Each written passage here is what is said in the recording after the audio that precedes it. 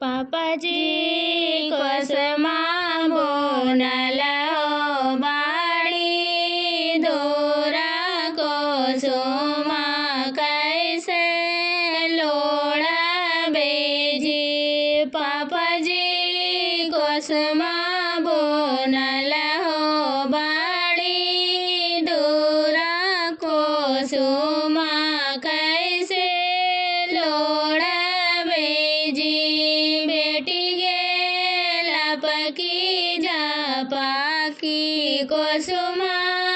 लोड़िया चुनरिया रंग बाय दे बोगे बेटी गेला पकी जा पाकी कोसुमा लोड़िया चुनरिया रंग बाय दे बोगे पापाजी करमा हमारा बाड़ी छोटा चुनरिया कैसे पहिरा बेजी पापाजी करमा हमारा बाड़ी छोटा चुनरिया कैसे पहिरा बेजी बेटी गे पहर दे हो हाजिर पूरा हटिया करामा बदलाए दे बोगे बेटी गे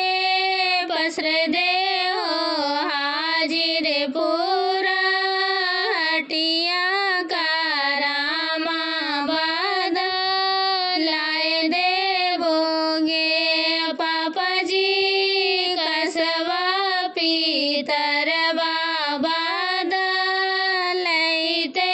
करामा कैसे बदलैते जी पापाजी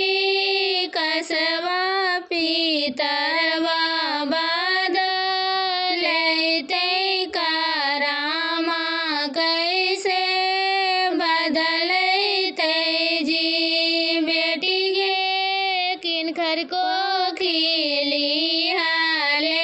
जालमिया से केरे तोरा ज्ञान देखूंगे बेटी गे किनखर को